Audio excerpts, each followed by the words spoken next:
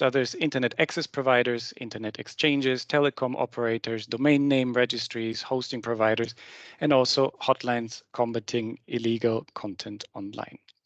Today's session is the fifth of our 2021 series called DSA in Focus. In the previous four sessions, we tackled the notice and action procedures in the DSA, measures going beyond content removal such as trusted flaggers and know your business customer obligations, further reporting and transparency obligations, and intermediary liability provisions. Please also note that we will wrap up this series with a final event in January 2022, but we're not there yet. We want to focus today's discussion on, as I said, implementation, extraterritorial application and enforcement of the new rules the DSA will bring. Interestingly enough, out of the 74 articles of the DSA in the European Commission's proposal, 33 articles fall under Chapter 4, which focuses on implementation, cooperation, sanctions, and enforcement. That is 40% of the DSA, which gives some explanation as to why we really wanted to have today's conversation. We believe that this also shows that the European Commission has put the emphasis on ensuring that the legislation leads to harmonization regarding how illegal content is tackled throughout the EU. At EuroISPA, we wholeheartedly agree with such an approach, which leads to a more unified digital single market and, consequently, to safer users online. However, as we all know, the devil is in the detail. And in our view, several aspects of the DSA need to be carefully considered and counterbalanced. One example is the country of origin principle, which the European Commission transferred from the e-commerce directive into the DSA. How can this be balanced with the needs of countries to cooperate amongst each other and taking into account their own national interests and specificities? Another issue is the extraterritorial reach of the DSA. It is important that users are protected, no matter where the intermediaries providing services are established. However, we want to discuss today whether there are risks that such an approach could hinder cross-border business with non-EU partners. Finally, the powers to enforce the Digital Services Act given to the European Commission, as well as to national digital services coordinators, will be significant. How can we ensure that appropriate safeguards are embedded in the DSA so that the legislation is implemented fairly across Europe? I've already spoken too much, but before I introduce our very distinguished panelists and we finally get started, here are a few housekeeping rules that are probably very familiar to you already. First, if everything went well, you should all have been muted to avoid background noise, except of the panelists. Second, we want to make this a very interactive event. So after a round of introduction, we invite you to share your comments and your questions in the chat. So please just use the chat window and ideally let us know who you want to address with your questions. Third, please also note that this event is being recorded and will be accessible on our EuroISPA website shortly afterwards. Now, it is my pleasure to introduce to you our panelists. We have Mr. Michał Bukaluk, the Director of Digital Policy Department in the Office of the Polish Prime Minister. Mr. Christian Dawson, member of the Board of Directors at the US-based I2 Coalition, and Mr. Malcolm Hutty, head of the Public Policy at Links in the UK and chair of EuroISPA's Intermediary Liability Committee. Thank you all for being here with us this evening. I would like to begin the discussion by giving you all some minutes for your introductory words, and may I start off with you, Michał? Thank you very much, Thomas, and welcome. Good afternoon. I work for the Polish government for the Prime Minister's office, and I run the department that is responsible for the DSA, and we coordinate across different organizations in the Polish government, so that we have one sole opinion on and stance on the DSA. And I don't know how much of an overview I can give you of what's going on in the council. I will be more in a position to give you what's going on in Poland and what the feel of the room is in Poland, but I will certainly do my best.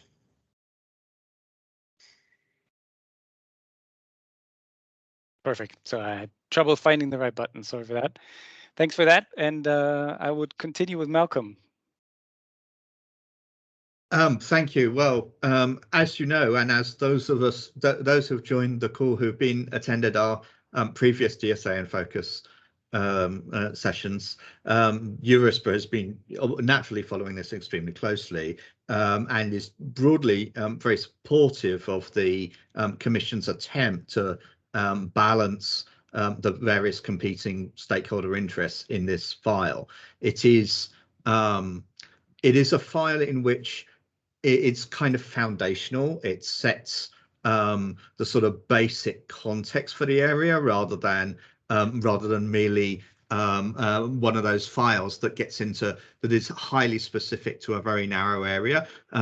It is really the foundation of the electronic and online regulation and the sort of the modern digital economy in the EU.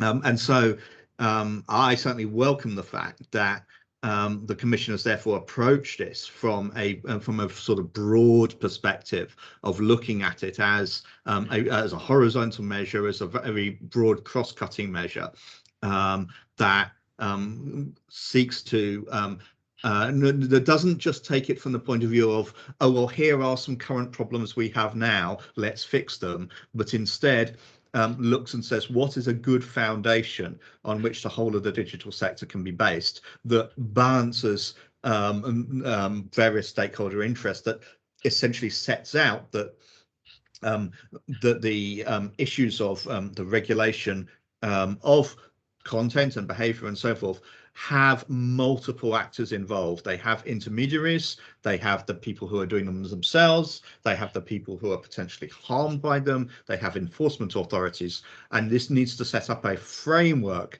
to negotiate the interests that are involved in dealing with the issues that arise, rather than just seeing it as here is a problem in a particular area, there is somebody that we want to do something about it, that's all there is to be said about it.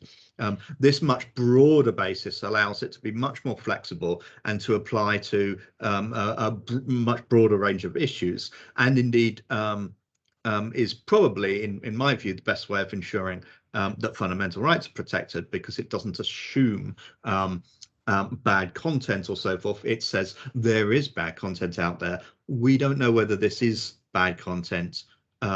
It could be in any given circumstance. What are the appropriate mechanisms to go about assessing that, to deciding and to taking action accordingly when it is found to be bad content? That is the sort of that's what I mean by a sort of foundational piece there. Therefore, that that sets sort of the basis for the semi-privatized nature of enforcement of the ordinary laws in the online context. Thank you. Thank you very much for that. And last but not least, Christian, let me turn to you, giving your remarks on today's topic from the view from across the pond, so to say. I mean, the regulations in this area are familiar to you too, with Section 230 and the like. But how do you see the DSA and the development? So that's a very good question. Just as a matter of background, my name is Christian Dawson, and I am on the board of I2 Coalition, like you said, but also the executive director of the organization. And I2 Coalition stands for the Internet Infrastructure Coalition. We're an association made up of internet infrastructure companies, the people that wreck and stack servers and act as internet intermediaries for the things that that consumers and businesses do to operate on the internet. And in that capacity, intermediary policy issues end up being our bread and butter and the thing that we work on most closely. So I am coming to you from, I get to be the token U.S. perspective person on the ground here today. And I'll say that, as I'm sure many of you know, we're spending a lot of time in the U.S. right now taking a look at U.S.-focused internet intermediary regulations, in particular, Section 230 of the Communications Decency Act. And people are questioning what it is should be done about that. And so that type of work has certainly informed our look at the DSA, which we're also working on in Europe. Just broadly, one of the things that I want to say that I appreciate about the work within the DSA is that we're looking at definitional issues when it comes to the internet's infrastructure that go well beyond the sort of blunt force instruments that seem to exist primarily in US law. We tend to treat the internet's infrastructure in US law relatively like a monolith, wherein anybody who serves as an intermediary purpose falls within the exact same rules and regulations, which makes it really difficult when it comes to having a conversation around ways in which we should change intermediary rules. Because, okay, we're talking about the Section 230 of the Communications Decency Act right now. And what a lot of people want to get at in the US is how they can have a really nuanced conversation about how platforms should be handling content regulation. But anything that they do to affect that particular piece of that particular operational function on the internet is going to affect every intermediary on the internet. And that doesn't just include the rest of the companies that rack and stack servers and data centers and provide data storage. It also brings in universities, and it brings in libraries and all sorts of other intermediaries. There is less of a painting with a broad brush that is happening with the DSA, and I want to acknowledge at the outset that that's something that I see as being looked at positively by us and the organizations that we've been dealing with. Thank you very much. You picked the right point, saying that any legislation, maybe the US legislation, maybe a European approach, is the internet is a global thing, a global phenomenon, and there's the issue of not having borders. So whatever we come up with, the question is how do we deal with it from the perspective of companies being based outside of the EU, and which is why I'm very happy to have you, Christian, and Malcolm here on that point. But looking at the EU and coming back to you, Michael, I mean, we have the DSA. We had the adoption in the Competitiveness Council just last week. And can you maybe share with us a few comments on it from an EU perspective or from a Polish perspective? So what will be, in your opinion, the most important issues to discuss with the Parliament during the trilogues, and where do you see the biggest hurdles? Thank you. Yeah. We had 40 meetings in the council, which is a lot, and what we arrived at is a fragile compromise. And if you think of a compromise as a situation where nobody is satisfied, this is exactly what we have in the DSA right now.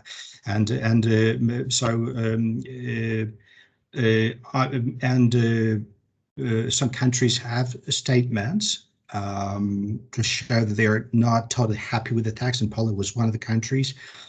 I would say when Poland says, because there are countries, I mean, we have a position which is kind of specific. You know, when you look at other countries, and there are some opinions that can be shared by Germany and France, and we are kind of like-minded on that. And I think there are 3 pillars that will be taken further in the negotiations with the Parliament and with the Commission. First is the deeper involvement of the country of destination in the DSA enforcement, and that there's involvement that would serve the purpose to make better use of the knowledge of the national law and local context of the member states where the recipients of the service sit. Second, it will be providing clear provisions as to jurisdiction of the platforms, so that any enforcement measures effective and sufficient. And thirdly, I think there is a strong preference for big platforms to establish appropriate channels of two-way communication, right? Especially with competent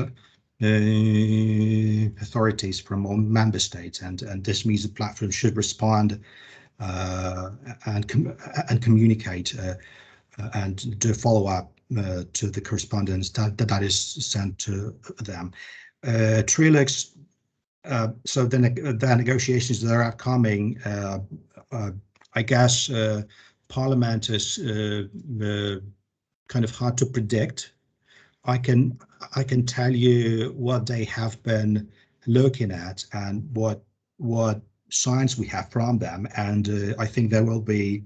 Well, they always take the perspective of the end user, right? And so I guess they should be looking at how far we should regulate online advertising.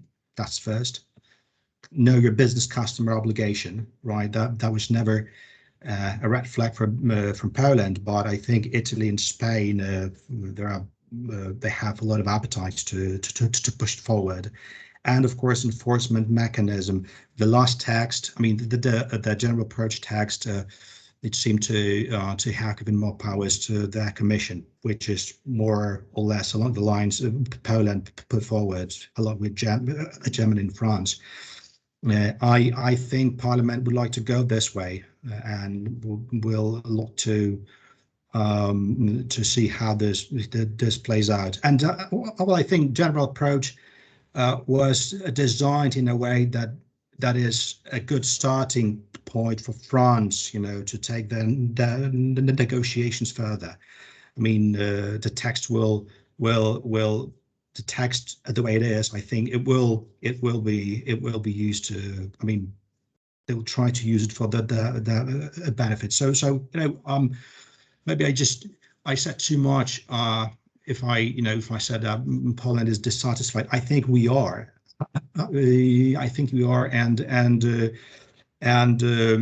but the ball is still in the game, and I think the negotiations will be crucial here, and really looking forward to that, and to have the perspective of the user reflected as much as possible. That this is what Poland has been advocating very much during the whole process in the council.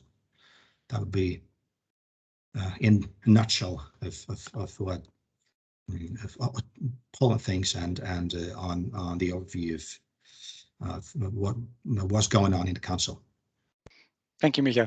There's a lot in there. I think. I mean, we have the country of origin principle turning into a country of destination approach. We also have the enforcement power of the Commission. There's too many topics, and I would like to dig into all of them immediately, but one after the other, maybe looking at you, Malcolm, and the country of origin principle, and what Michael just said, the deeper involvement of the country of destination. You being situated in the UK, so being outside of the EU, if you hear that, what is your opinion on it? Where do you see the big issues that might be coming up? Your microphone, sorry. Thank you. This is challenging. I mean, starting from first principles, there are 192 countries in the world. If you are regulated by all 192 countries separately and individually, merely by virtue of being connected to the internet, that's just not a viable sort of position. And so the country of origin principle was created to avoid that problem, to deal with that problem.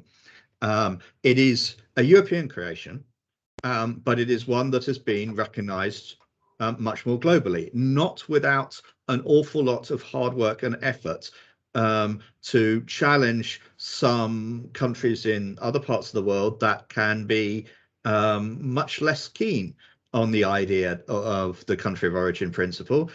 Countries like Russia, China, many Middle Eastern countries, for example, we've engaged with as a union, public and as in the Commission, the member states, and the private sector working together, engaging in international fora where those countries are actually arguing against that and saying that this is a gross infringement of their sovereignty, and they wish to be able to regulate any content that there is any risk that any of their citizens might ever encounter, or any services that there is any risk that any of their citizens might use.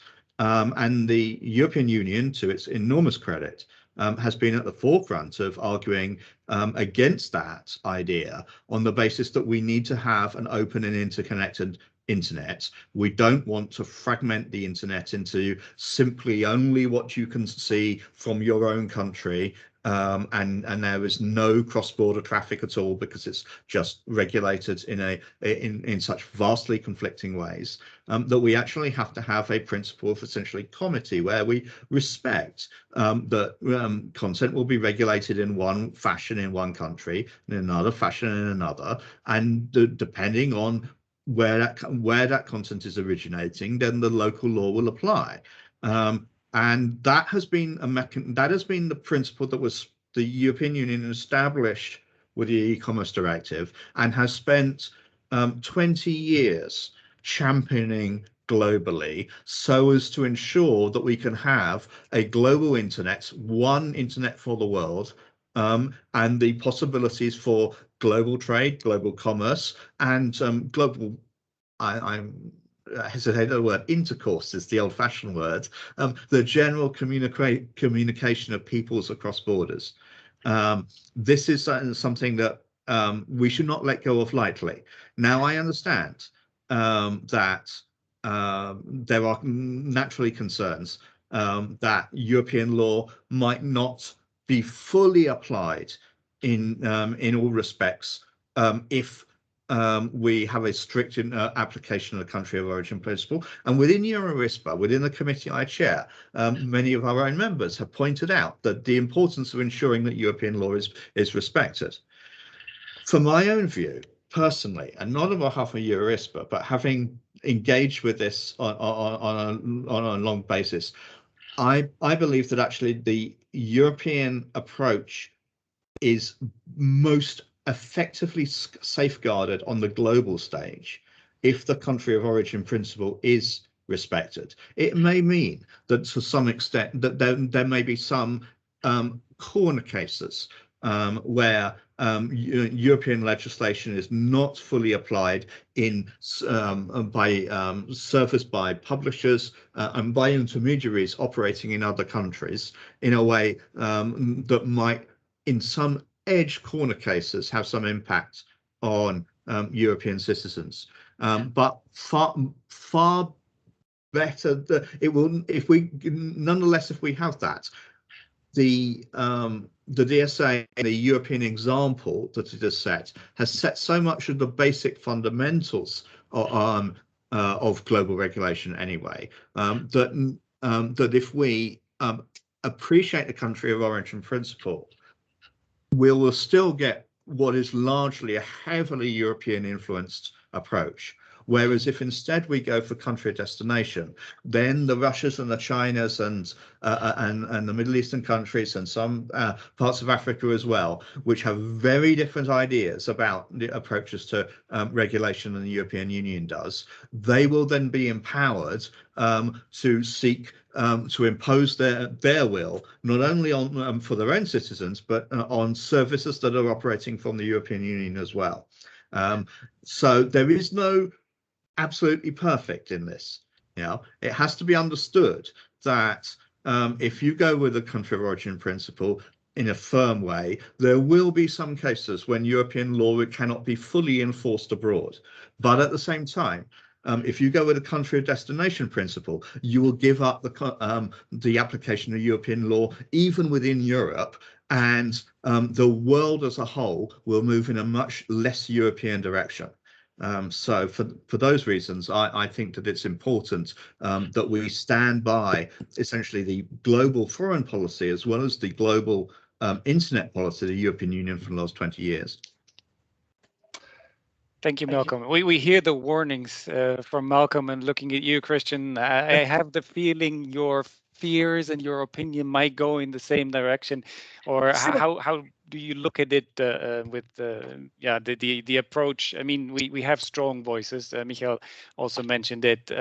Different countries are pushing for more of a country of destination principle, even though maybe not a complete switch from a country of origin to country of destination, but somewhere in between. Somewhere in between. And let's talk a little bit about that. So a lot of my thoughts that crop up when I hear Malcolm talk are informed by I'm going to do a little ground setting by saying that one of the things people don't understand about the internet's infrastructure is that it's not mostly these monolithic huge companies. It's mostly these small to medium businesses that drive that industry. And that's mostly what drives global commerce as well.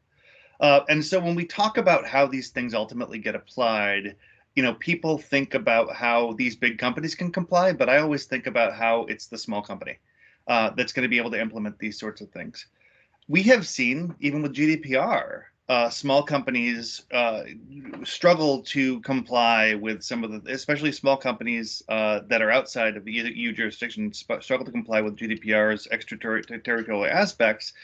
And some end up in a situation where they've decided that their best course of action to mitigate risk is preemptive geoblocking of EU IP addresses to avoid the risk of falling under the regime. When we're taking a look at this, certainly I agree with what Malcolm said, but when you're looking at trying to figure out ways to implement tests that, like you said, Thomas, tried to split the difference or fall somewhere in between, there's a couple of different ways in which you can approach that. One is to take a look at targeting as the test that would determine whether you can go past a country of origin standard. EU legislation has used targeting as a well-known test in the past. If they're aiming for EU-based users, even if they're not located in the EU, that's a different way of doing it than, for instance, trying to have a user test relative to population. If you end up with a user test relative to population, you're going to end up in a situation where a non-EU service ends up getting some Slovenians or Dutch start to look at the service. Owner may not even be aware of it, and they fall under the obligations and enforcement under the DSA, end up in a situation where they're at risk. Rather than inadvertently exposing themselves to enforcement in absentia, they're going to end up choosing to preemptively geoblock EU IP addresses, just as some have with under GDPR. And that's going to happen more and more to small businesses. So I'm interested in the small business effects. And if we end up in a place where we need to find a way to split the difference, it seems to me that the only thing that would go beyond country of origin that would make any sense is something that focused on targeting as the test. Because if you go further than that and you go to EU users of a non-US service, you're going to end up in situations that are just simply terrible for small business. Thank you, Christian.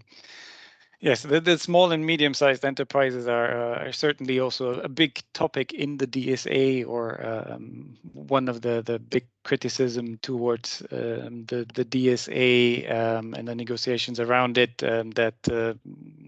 I mean, EuroISPA has asked for an exemption, as many others did, and you also just mentioned the issues that are way bigger for the smaller enterprises than for the biggest.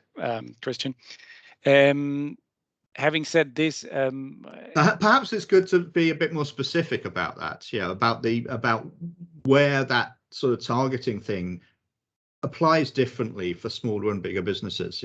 There is a provision that says that you must actually provide a registered contact in the point of contact in the EU and a legal representative.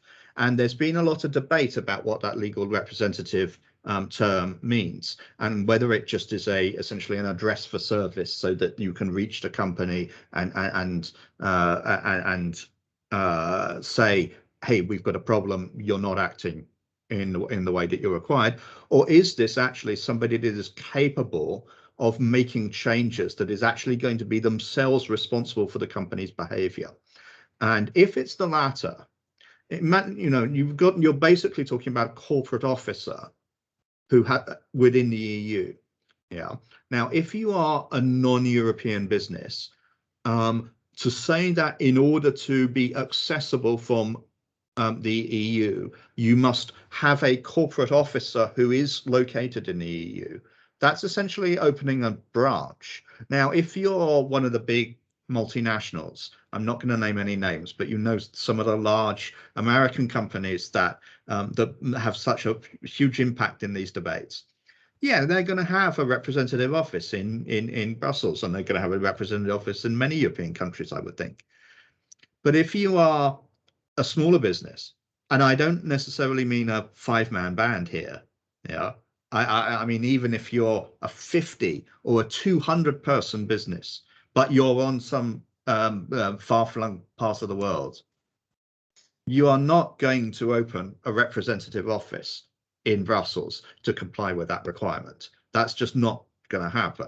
So the options in legislation that is to either make it clear that that's not what's intended, or accept that it's going to be routinely flouted by most people to whom it applies. Yeah, which is not a good option either.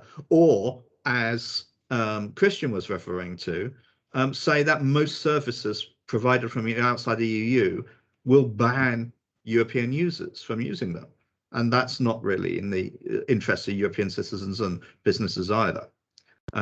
So none of those, you know, other options really seem really very attractive at all. But that's the reality for not just small business, not just SMEs, but even quite large businesses. If they're not like the great multinationals that are actively targeting the UK, actively targeting the EU, then that's the choice that we face.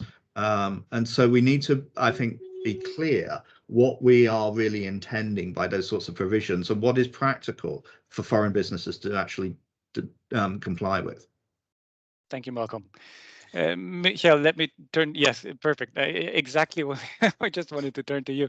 If you hear that, you see we have with Malcolm with a bit more preservative approach towards the country of origin principle. Christian sounds a bit more open to a solution directed to what we hear from the council. Do you think we can? I think find there a is way? room. Yeah, I think there is room for compromise, and I'd like to take this opportunity to tell you and convince you that I'm not a madman. I mean, we are not approaching the table just to flip it over, and we didn't take all those 40 meetings to to talk about a black and white situation. It's not so well. It's a nuanced, and of course we see clear benefits of the country of origin principle. This is the foundation that has been there for 20 years, and that's why. And therefore, I mean, thanks to the country of origin principle, the internet in Europe and globally is the way it is right now, and there's no denying about that. But we've been asking a question, and I will tell you why. Where it originates. I mean, what if the country of origin principle doesn't work for everybody across the table and across the board? Maybe there are some groups for which the country of origin could be maybe not denied, but could be questioned. Could be questioned, and if there are any ways that we can make it work for the benefit of the end user. And of course, governments they work for the benefit of end users, for the end users. Sorry, so what we thought about actually is carve-outs. I mean, we want to live the country of origin principle as the foundation of the common market that Poland is part of, and Germany and France and all the countries who pose questions. They are also part of the common market we want to be in. But there are carve-outs, and what we thought as Poland is maybe we should, first of all, I mean, we have two things. First is that we target VLAPs, that big platforms, and only when they provide social media services. And this is just two things and two factors on which would like to have a discussion at least on the country of origin principle and how can be altered for the benefit of the user. So let me just tell you a bit of a story right now. We've been engaged with Facebook since 2018, and Facebook was quite open to what we brought in, and we have this instrument which is point of contact, and Poland is the only country who worked it out with Facebook. And basically it means that if your post was blocked or taken down, and if you exhausted all measures that are available to you by Facebook, you can use a website that is a government a website, and simply resend your request to Facebook. And Facebook, well, in the first instance, they use artificial intelligence to look through content, and there are blocks and there are takedowns. And for the second instance, they use human review, right? And let me tell you, we last time I checked, we've had as many as 5,000 entries in the system. I mean, we don't look at the content. Polish government is not the censor. We don't look at the content. We don't know what people send in to Facebook. And in 25% of all those entries in the system, Facebook admitted they got it wrong. I mean, they unblocked the post and the content. So they basically said, sorry, we were wrong. We were wrong. We put that to review one more time, and this content is unblocked. So I mean, basically, what we had is we used just a tiny bit of country of destination power on Facebook, so that Facebook applies due diligence, so that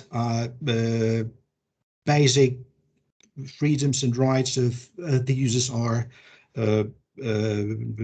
protected. Okay, and we don't want a legislation to we want experimentation. If we, of course, COVID came by then in 2020, and the contact point slowed down.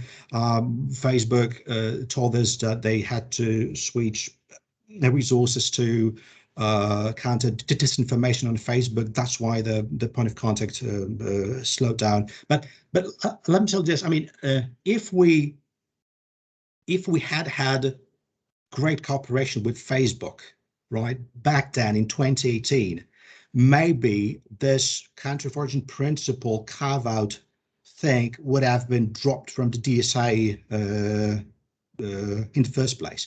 So we would very much like platforms like Google, like Twitter, to cooperate with us.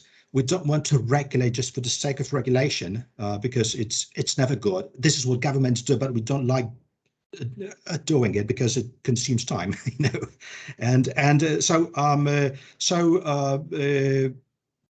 Just to summarize, country of origin principle is the pillar. We want to make it go. We want to make it bring to. We want to keep bringing benefits to the market. We just want some concessions, some carve-outs, and basically discussions about how we can make it really meaningful for the end user. So this is we had people coming to us saying, please do something about that because our basic rights are being violated. We can just say to Facebook, please bring it back, because we're not the censor. We had to take this best practices approach to make it happen, and this is where the whole discussion originated from. Actually, and we, for the negotiations, we want the discussion to go on. Okay, so of course we started with an argument from the other side of the spectrum that we want the table flipped over, but this is the negotiations. just a negotiation tactic, and you know what they have right now. I mean, the Commission stepping in and getting those powers, making the process more democratic, more transparent. I think that would be more or less along the lines we would like to see it go. Thank you. Well, thank you. Well, sounds sometimes like we it's still just have an language. Sometimes it's just language that gets in the way here, because I don't see what you just said as being compromising the country of origin principle. This sounds to me like exactly the kind of creative, cooperative, targeted approach that I was actually arguing for, instead of compromising the country of origin principle. This is exactly the sort of thing I would like to see happen. That kind of thing. It seems like exactly what we need to do that in a way that doesn't create the kind of problems that I was alluding to earlier. And it seems clear that you've given it a lot of thought and come up with a very constructive approach to this. So how do we how do we bring that about in a sort of writ large fashion, in a way that actually honors the way that you've approached that and ensures that that's the kind of outcome that we get? Just one more thing. You, Malcolm, you brought up a legal representation. This is a no-go. Nobody wants that, and well, it was discussed, and that would be going clearly in breach of market rules, and nobody wants that, really. So no worries about that. Don't worry about that. And you know, experimentation. We once had a citizen coming to us and sending us a picture in which he was waving Polish flag. Right, that was 3rd of May, and there's a big festivity in Poland, and he posted him waving a flag. Right, and Facebook took that down. Right. To down, and for some reason, and information from Facebook was that you know simply we are taking this down because this is in breach of the terms and conditions that we have, and well, this does not. That does not break any terms and conditions. We know that, but we cannot just say to Facebook, please bring it back. I would rather think of some automated mechanisms, like machine learning mechanisms, in which those mechanisms could slowly but gradually pick up some of the local content. And maybe that will work. That will work for different markets. Of course, we can't expect Facebook to be observant of all 27 different legal system in Europe, but we could think of Facebook trying to develop automated means that would be working in time to the effect that the local context is somewhat taken into consideration, making decisions, right? So maybe that could be a way. Secondly, that DSA does not deal with disinformation, does not deal with harmful content. They just deal with the legal content, right, which is clearly legal. And getting a commission involved in that sort of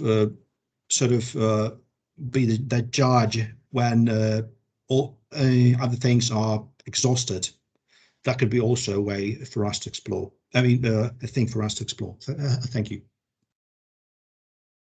Thank you, Christian. You look like you wanted to jump in.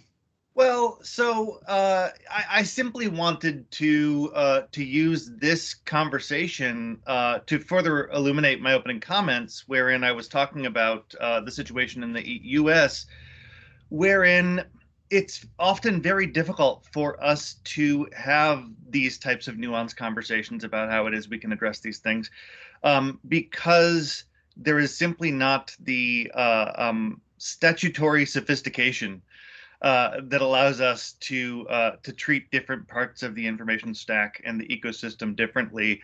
Legislators are trying to solve problems, and I believe that many of them are trying to solve problems in earnest and often do so without a full understanding of the ecosystem and how it functions. But as with the situation that you're looking at, there are many people who are looking at reform of intermediary issues in the United States who are looking to see Facebook do certain things, as an example. When mechanisms are such that it's very difficult to require those things without upending the entire ecosystem, it gets very difficult because what you're talking about, you're listing out capabilities of Facebook when it comes to AI, which is imperfect, but there's certainly also at the same time far more capabilities than a small business has. You end up risking situations wherein if solutions do not scale down so that small businesses can operate them, what you do is you create situations wherein incumbency ends up being the inevitable conclusion of regulation. Because only the organizations that are large enough to institutionally be able to operate those are ever going to be the ones to pass the new bar to operate. And it seems to me as though we within the DSA, as you're approaching the different balancing acts to try and create better functioning EU digital single market, that you're creating a situation where you can have a little bit more nuance than we've been able to achieve so far as you get clarity on everybody's responsibilities. And that's good. Thank you.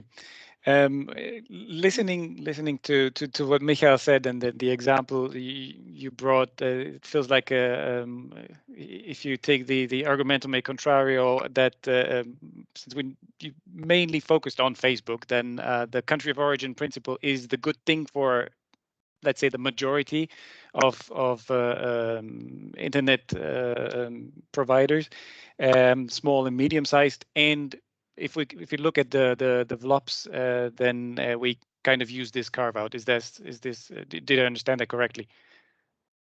Good. But so I see we have hope there, even though the negotiations will also include the European Parliament at some point. So I hope you'll stand strong there. Malcolm, maybe talking about one other point Michael brought up, regarding the country of origin principle and the legal and illegal content and the approach the DSA chose, or the Commission chose with the DSA, of not defining what is legal, what is illegal, and how does this work together with the country of origin principle? What is your opinion on that? How do we approach this? Is this a good way of doing it? Looking at the 27 different member states, but also looking outside, as you mentioned, 192 countries out there. How do we deal with this? Well, of course, it's the grand compromise, really. Country of origin principle says you will only have the law in the country that you're originating from, but actually you have to apply the law to in terms of dealing with illegal material, but actually what is illegal and what it is, how that is defined, varies from one country to another. And the DSA takes the approach of taking essentially a structural approach to saying these are the mechanisms that you should use for assessing and for reacting and for the consequences of a legal decision, without actually dealing with the substantive law, and recognizing that that the substantive law is not fully harmonized across the European Union, and likely will never be. Not at the level of detail that this sort of thing that we're talking about. The different countries have their own national context that cause them to, and frankly, centuries of national context that causes the distinctions in national law, and they're very deeply held by the and informed by the national experience.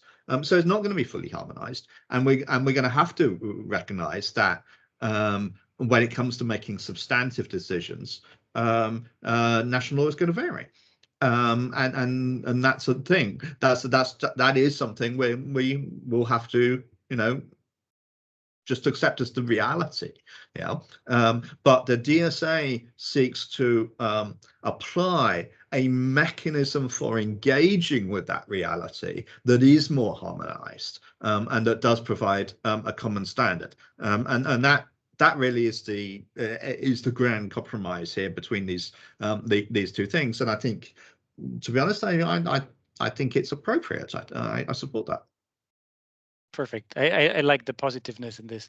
And if I just may stick with you, because you told us you have to leave earlier, maybe with a final approach towards the enforcement, and looking at also what Michael said earlier on, the strengths and powers regarding the Commission, but also the DSCs. Which kind of safeguards do you think we need to apply there to ensure that neither the Commission nor the DSCs, I mean 27 of those, are going to abuse their mandate and shift apart, maybe even? Well, I think there the importance is guidance there. And do you know what, I'm less focused on the DSCs thing here as being the 27 different DSCs, but more as the nature that they're a independent regulator. They're not the outcome of a legislative process.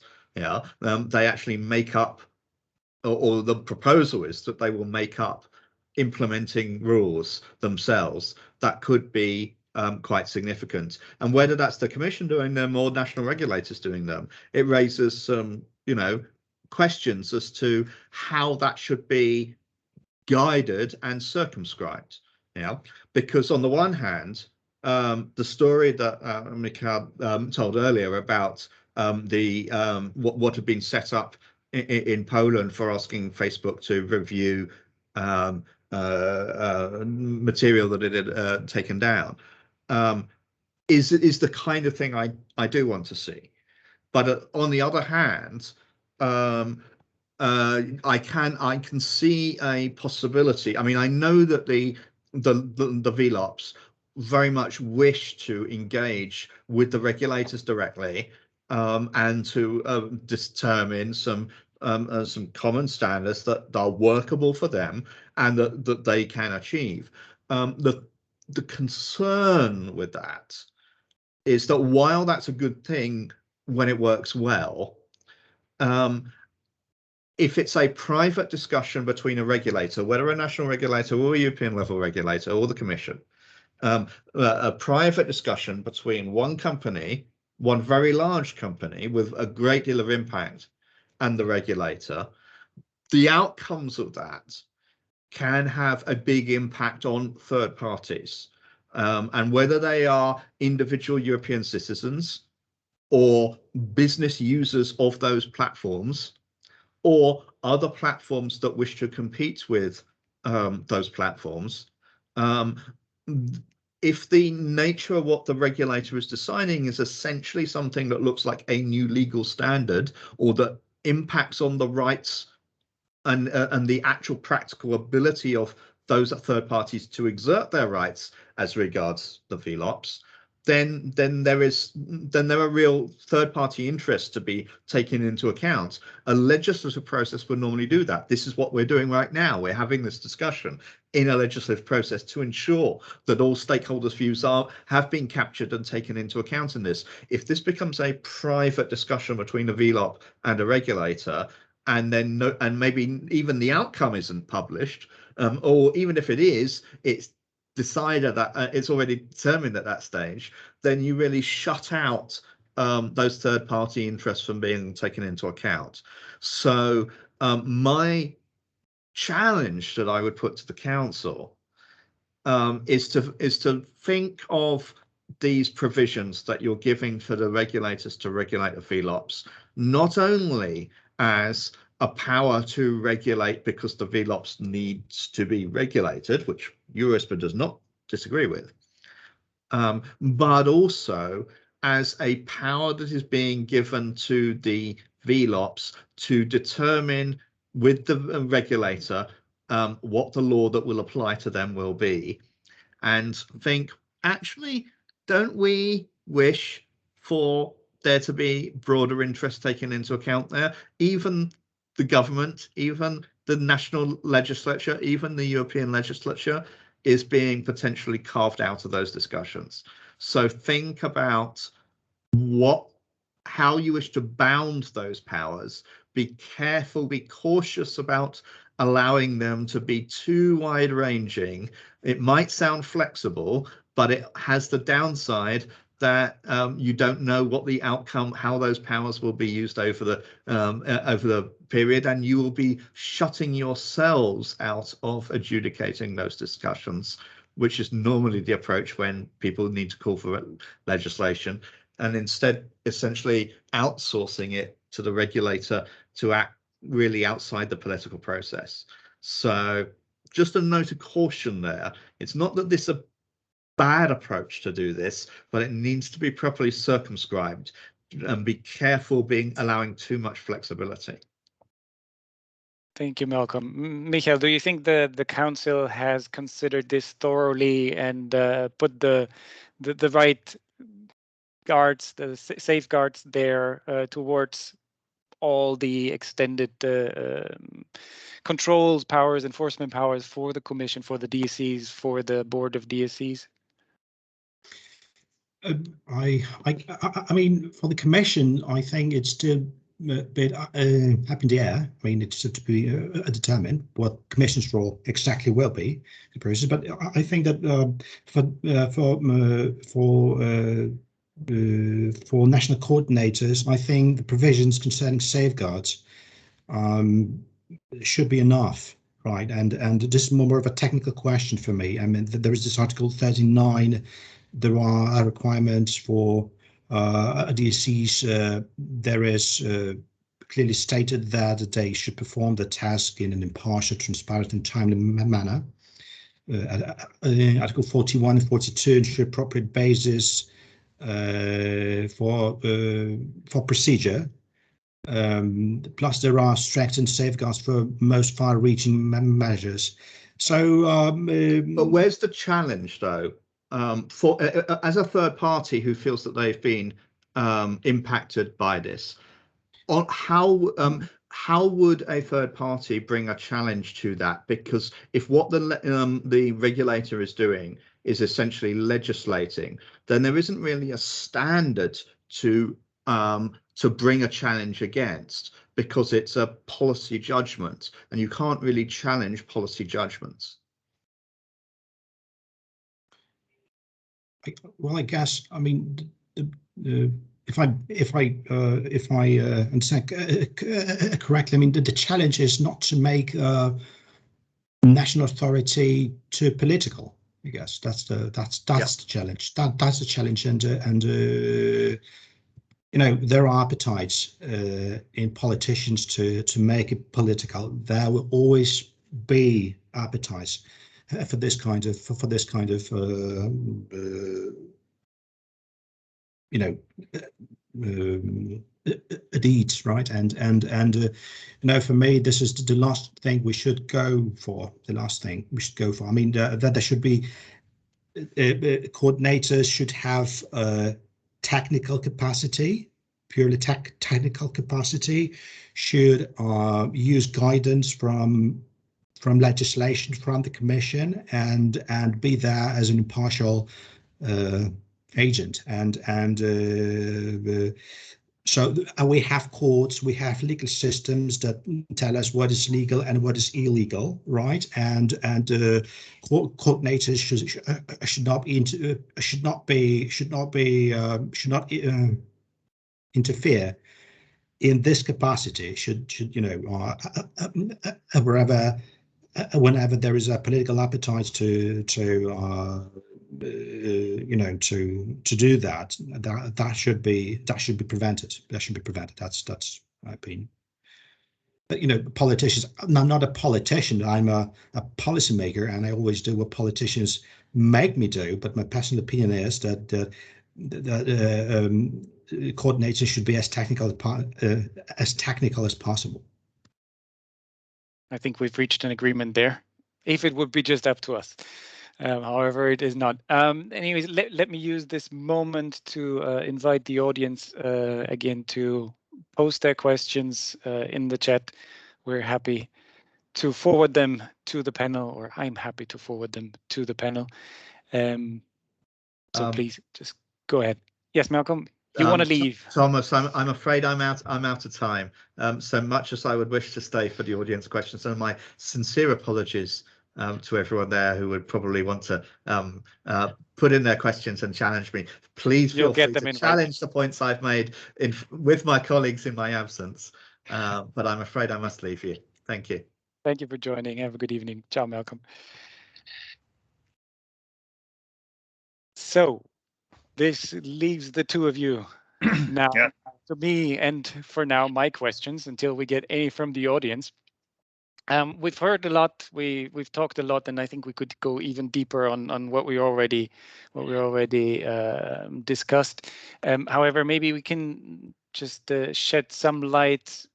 Well, first I want to give Christian, I want to give you the opportunity to respond to what we've just heard about the enforcement. If you see the powers that countries, the member states in the EU, try to give to the Commission, and also, as Michael said, ideally a more technical enforcement to the national DSCs. So the regulators. What do you think about this from your external point of view, so to say? And do you have something that you would say in the US that you are discussing this right now, or did you have that where you could say this is bad because we have experience with this, or this would be good, maybe consider this? Sure, I'm happy to give some thoughts as far as that goes. And listen, let me say as a preface to this that I want to make it very clear that the general idea of what it is we are trying to approach, and indeed the general approach that that the EU ministers have reached so far, are something that I think the tech industry stands behind. And of course, we recommend we remain committed to helping prevent the dissemination of illegal content, activities, conduct, products, etc. So the general concepts of what it is we are trying to all achieve together are something that the tech industry stands behind.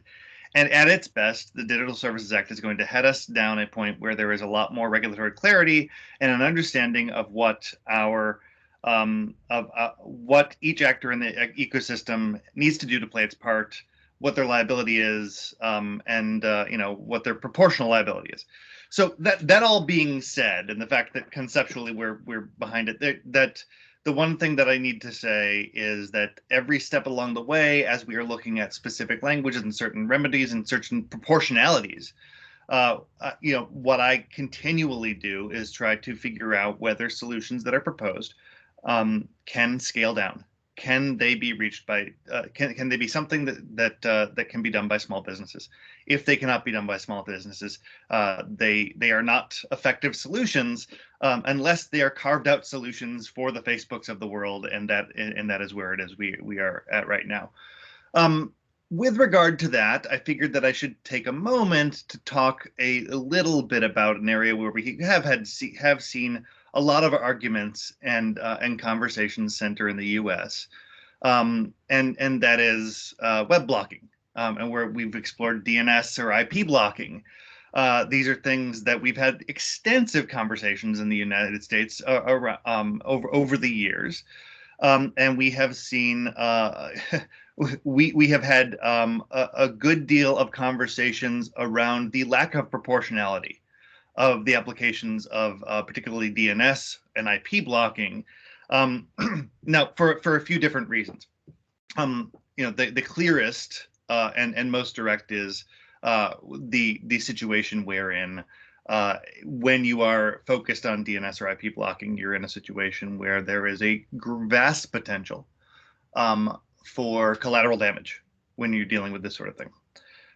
The origins of my involvement in this particular subject go way back to the foundation, the formation of I2 Coalition around 9 years ago, wherein we were pulled together as a grassroots organization designed to collect internet intermediary companies who were worried about two particular pieces of regulation within the United States called the Protect IP Act, the Protect Intellectual Property Act, and the Stop Online Piracy Act, or PIPA and SOPA, going way back to 9 years ago. And ultimately, they were focused on web blocking responsibilities levied at technology providers, intermediaries, wherein not only were we in a situation where web blocking requirements were going to require us to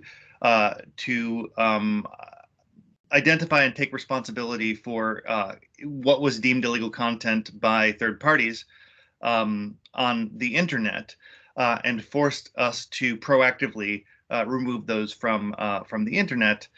We were in a situation where, as we've been discussing here, where we were forced to be the ones to make the call. Having to be the ones to figure out whether the content that was put in front of us was indeed legal content, and particularly in the realm of intellectual property, that can be a very sticky situation to put an intermediary in.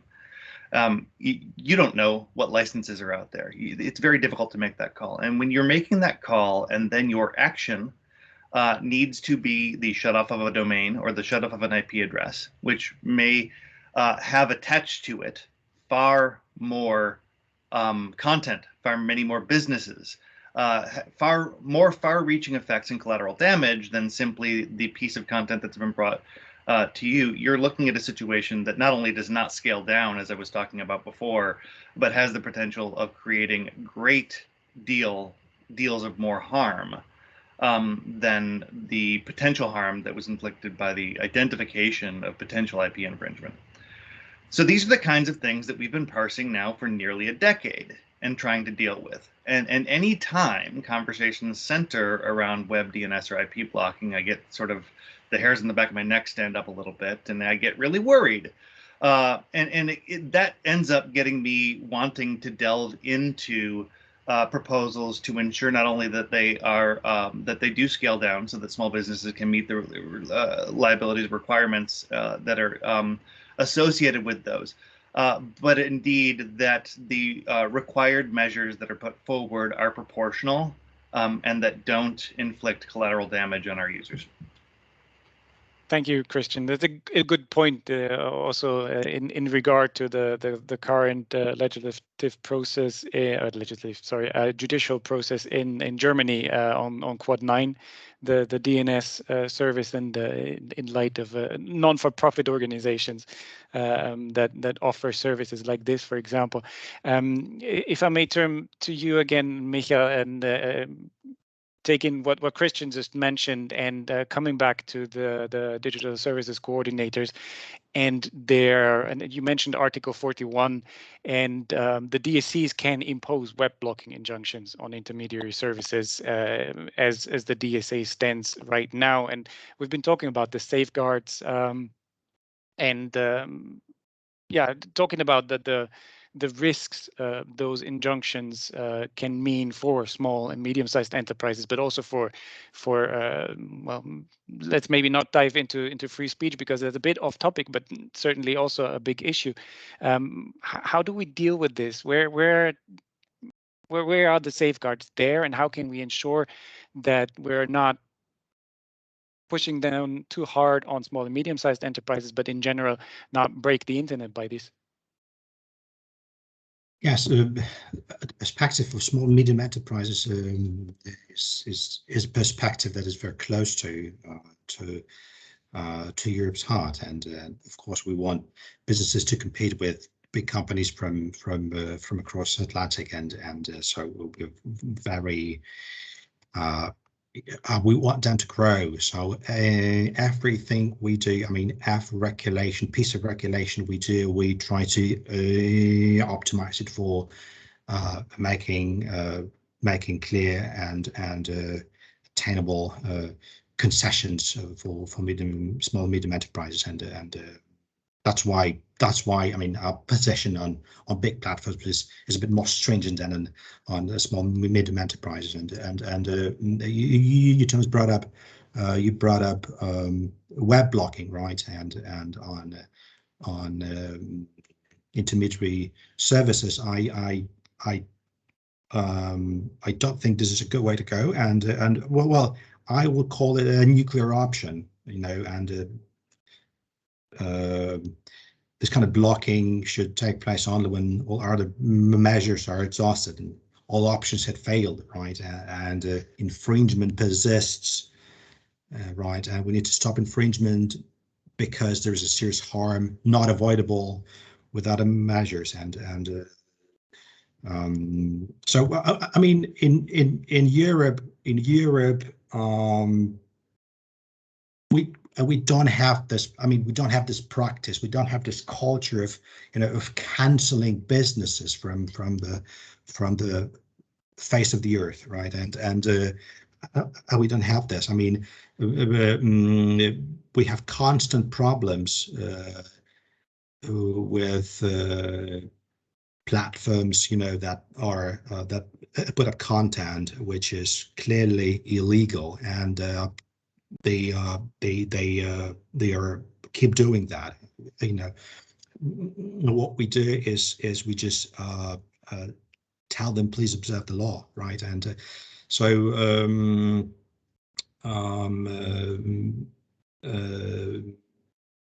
I do like Article 41 says specific harmonized procedure for blocking orders. But as I say, we have no specific red line about that, and we'd rather be more indulgent in this regard, if I may say so. So perfect. Thank you very much. So I kind of leave this information with you for the negotiations, to just with 3 exclamation marks and underline 3 times that there might be an issue. Conservatively phrased, and shouldn't be left. I simply wanted to note that yes, everybody should take a look at Article 41 to that's an issue of continued conversation that needs to happen between the industry and regulators. I do, however, want to appreciate you noting web blocking as a nuclear option. I think that is an appropriate way to look at that, regardless of how conversations continue around Article 41.2. I agree. Since we don't have any questions from the audience, and I don't want to torture the 2 of you too much, I think we can conclude a bit earlier than planned. I will give the 2 of you another minute or 2 for some last remarks, or if you have burning question, Christian to Michael, or the other way around, please go ahead, use it now. And maybe we start the other way around with Christian this time. Sure. Although I feel like I have had ample opportunity to make the central points that I wanted to make sure that were made in this process. I think that the ultimate goals of the DSA are things that the tech industry can support. I think that we are pleased with the level of sophistication of the conversation that is occurring, and I want to thank you and other regulators for the work that continues on that. The fact that we can have nuanced conversations detailing concerns around Article 41, around different aspects of the proposals within nuanced portions of the document, that is very refreshing. And I'm hopeful that in our continued conversations that we can continue to press things that are going to ensure that we continue to uphold an environment in which small businesses, small technology businesses within the EU can continue to grow and succeed. They can start in a basement, in a dorm room, in the middle of nowhere, and become substantial internet companies that drive economic growth within the EU. I think that continued conversations around extraterritoriality need to be had. We need to get a firm idea around who exactly the final text of the TSA will apply to. I think that we should look to GDPR as, which in many ways was a success, and in many ways lacked the real clear clarity on certain aspects, as a tale in which we can try to sort of do better this time around when it comes to trying to really prescribe what the requirements of businesses, particularly ones outside the EU, are. And the conversations that we had with Malcolm, talking about different approaches and approaches that sit somewhere in the middle, are ones that need to make it into the text so that there's real clarity and understanding for businesses about what it is they do, so that they can make the proper risk assessment of how it is they will meet the obligations of the DSA. But ultimately, I'm very happy to be part of this conversation. Very happy to have been able to get a chance to come here and engage you all today, and I'm happy to continue the conversation from the perspective of the internet infrastructure companies as we march towards trying to build a future-proof document that improves that makes the internet a better, safer place with a great deal more understanding of roles and responsibilities. That sounds like the perfect headline for the DSA. Thank you, Christian. Michael, over to you. Thank you. Just echoing Christian, I'm also grateful for having been part of the conversation. And we've been talking about things that are divergent, and I would, concluding, I would like to say a few words about things that about the bright side of the text, right? Because the text as it is, it has a bright side, and for me, just a couple of remarks on that. For me. First, we're happy that it's clear in the DSA that the DSA is pursuing the principle that what is illegal offline is also illegal online. That's a result of 12, and that's great. And we're also, and I think it and I hope it would stay with the text. That additional provisions concerning possibility for national, judicial, and administrative authorities to issue orders to restore content, and not just to take the content down. This is something we would very much like to see, and that reflects very much the specific experiences we've had in Poland, and also echoing Christian, we're satisfied that during the negotiations, the basic exemptions for SMAS were maintained, and that the right balance concerning provision of online advertisement was not altered. So this would be points that we would like to go on with the text, regardless of the fact what finally happens with the country of origin principle. Okay, thank you. Thank you very much. Well, then, so it's left. The only thing left for me to do is to thank you both for participating in this discussion, for being the discussion, having me moderating it. It was a pleasure doing so. So thanks, Michael. Thanks, Christian, and also thanks to Malcolm, who unfortunately had to leave a bit earlier. Nevertheless, thanks also to the EURISPA Secretariat for taking care of the organization, and to the attendees for tuning in. You will soon find on our website a recap of this event as well as its recording. And don't forget, the next session, our wrap-up, will be on the 26th of January 2022. And we already have confirmed our first speaker, which will be Tobias Schmidt, the chair of the ERGA. More information will be sent out to you in the coming weeks.